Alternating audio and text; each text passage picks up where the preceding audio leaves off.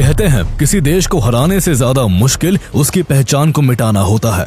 और अगर इतिहास में झांक कर देखे तो शायद ही कोई ऐसी कौम रही हो जिसकी जमीन, जुबान और जिंदगियां सब कुछ मिटा देने की इतनी कोशिशें की गई हो जितनी कुर्द्स के साथ हुई। कुर्द्स एक ऐसे समुदाय हैं जो हजारों सालों से मिडिल ईस्ट की रूह में बसा है, जिनकी अपनी भाषा है, अपनी संस्कृति है, पर अफसोस उनका अपना कोई देश नहीं है।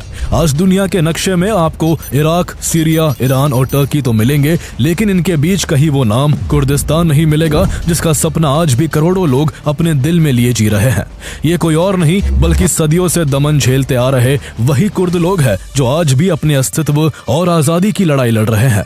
वर्ल्ड वॉर 1 के बाद जब ओटोमन एम्पायर टूटा तो ब्रिटिश और फ्रेंच ने मिडिल ईस्ट के नक्शे पर ऐसी लकीरें खींची जिन्होंने पूरे मिडिल ईस्ट को एक ऐसी जंग में धकेल दिया जो आज तक खत्म नहीं हो सकी है।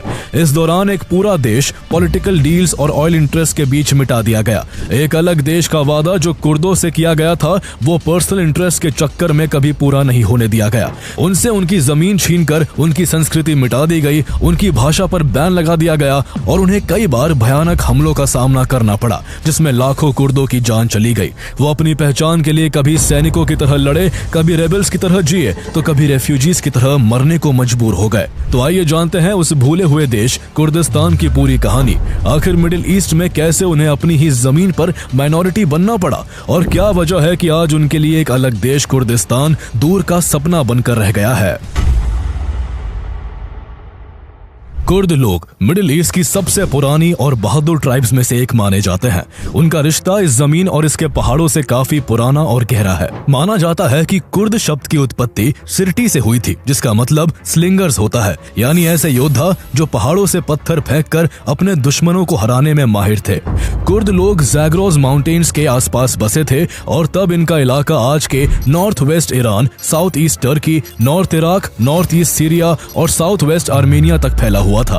कुर्द लोगों का कल्चर बहुत प्रॉस्परस था। उन्होंने अपने इतिहास को अपनी ट्रेडिशंस, पोएम्स एंड म्यूजिक के जरिए सहेजा। हर कबीले और हर घाटी की अपनी बोली, पोशाक और परंपरा थी, लेकिन इसके बावजूद सभी में अपनी कम्युनिटी के लिए यूनिटी और कनेक्शन की फीलिंग थी। मेसोपोटामिया के अर्ली एम्पायर्स के रिकॉर्ड में भी ऐसे पहाड़ी कबीलों का जिक्र मिलता है जिनके नाम कई हिस्टोरियंस के अकॉर्डिंग कुर्द नाम से मिलते जुलते थे। 7th सेंचुरी में जब इस्लाम बड़ी तेजी से मिडिल ईस्ट में फैलने लगा तब कुर्दिश ट्राइब्स को भी इसका खुलापन पसंद आया और उन्होंने भी इस नए धर्म को अपनाया। लेकिन खास बात यह थी कि उन्होंने कभी भी अपनी कल्चरल आइडेंटिटी और ट्रेडिशन को नहीं छोड़ा। इसलिए ही आने वाले समय में कुर्दिश रीजन्स इस्लामिक एम्पायर्स का हिस्सा तो बने लेकिन पूरी तरह उनमें घुले मिले नहीं।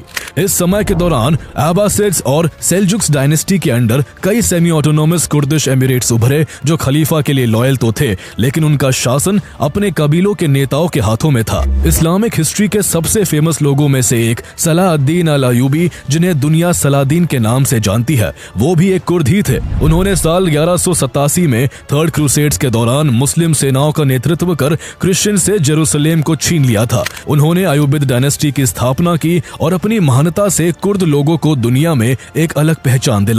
लेकिन 16th सेंचुरी तक हालात बदलने लगे। मिडिल ईस्ट में ऑटोमन एम्पायर और पर्शियन एम्पायर के रूप में दो बड़ी ताकतें उभर चुकी थी।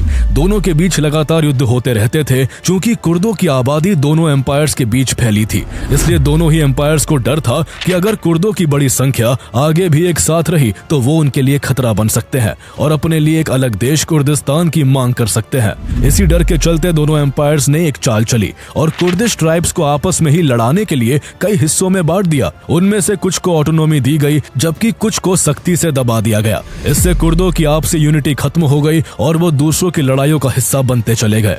इस सत्ता संघर्ष ने कुर्दिश लोगों की बर्बादी की नींव रख दी और वो अपनी पहचान खोने लगे। कुछ कुर्दिश रियासतों ने प्रॉस्पेरिटी के पल जरूर देखे, लेकिन कोई भी परमानेंट यूनिटी या इंडिपेंडेंस हासिल नहीं कर सकी। ओटोमन और पर्शियन रूलर्स ने बार बार उनकी सीमाएं बदलकर ये इंश्योर किया कि कुर्दिश समाज कभी भी मजबूत ना बन पाए। आगे का दौर कुर्दों के लिए और भी भयानक साबित होने वाला था, क्योंकि वो ब्रिटेन और फ्रांस जैसी ताकतों पर भरोसा करके बहुत बड़ी भूल करने वाले थे।